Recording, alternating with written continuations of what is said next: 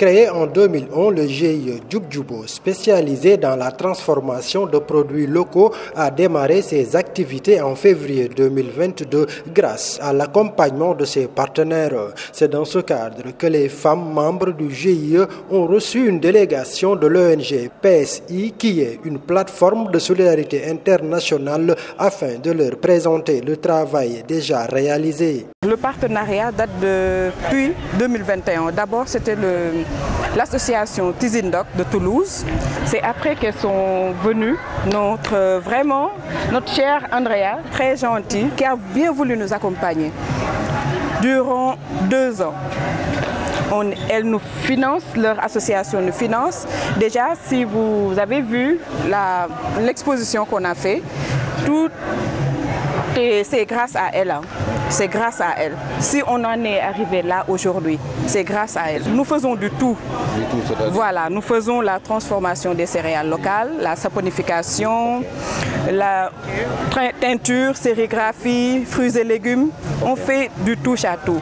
Nous ne voulons pas nous limiter dans un seul domaine. Depuis quand ?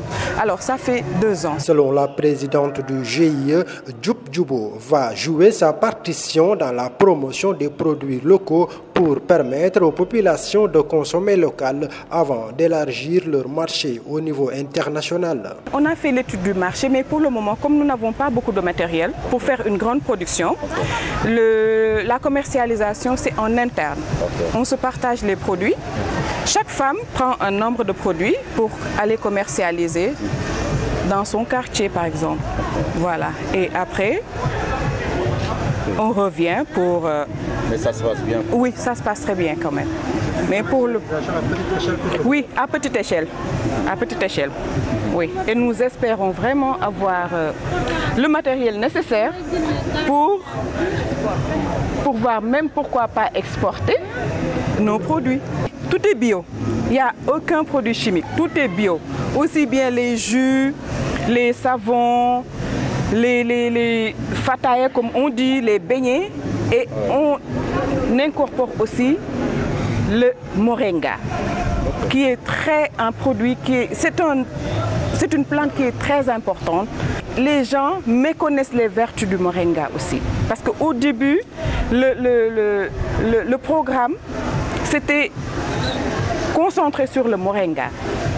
Mais comme elle l'a si bien dit, on a la possibilité de nous diversifier.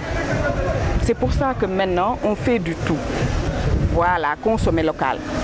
Parce que vraiment, avec le consommer local, c'est comme ça qu'on peut développer nos pays. Voilà, c'est pour ça qu'on est surtout concentré sur le consommer local et surtout bio. Nous voulons vraiment aller vers ce terrain-là. Parce que maintenant, l'agriculture, c'est le développement. Parce qu'il faut vraiment aller vers l'agriculture pour se développer. Comme on dit consommer local, on ne peut pas consommer local sans agriculture. Il faut qu'on aille vers les champs, qu'on retourne vers les champs pour pouvoir atteindre nos objectifs. Selon la présidente de l'ONG Plateforme Solidarité Internationale, ce partenariat avec le GIE Djoub Djoubo tourne autour de l'agroécologie. Ce partenariat, il commence tout juste et c'est grâce à l'association Tizindoc, qui est une association qui est partenaire des 2 structures, qu'on a été mis en relation. Et donc le projet que l'on va mener va durer 2 ans et c'est un projet autour de l'agroécologie.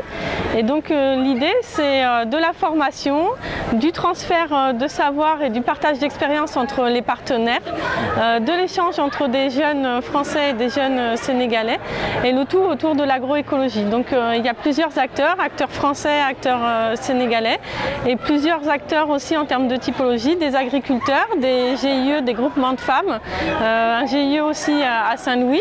Donc 4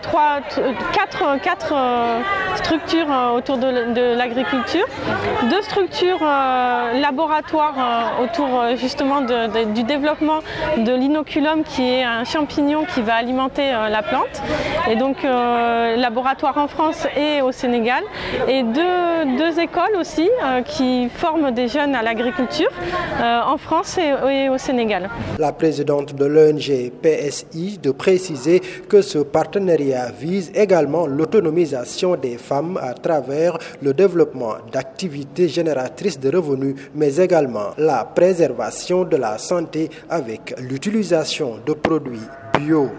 La finalité, c'est déjà l'autonomisation et c'est aussi l'agroécologie, donc aller vers une agriculture plus durable et plus saine aussi pour la santé. Alors le moringa est au centre, mais pas seulement. Hein. L'idée, c'est aussi de pouvoir se diversifier et donc d'expérimenter aussi l'inoculum au travers, par exemple, de l'oignon, du citron, enfin voilà, d'une agriculture très variée. Quel est l'objectif que vous visez en mettant le moringa au cœur de vos activités, même s'il y a une diversité à côté? Le moringa, pour nous, ça a vraiment beaucoup de vertus. Et donc, on le voit, hein, on peut l'utiliser sous différentes formes. Et donc, ça peut soigner la peau, ça peut soigner au niveau des intestins, enfin l'intérieur.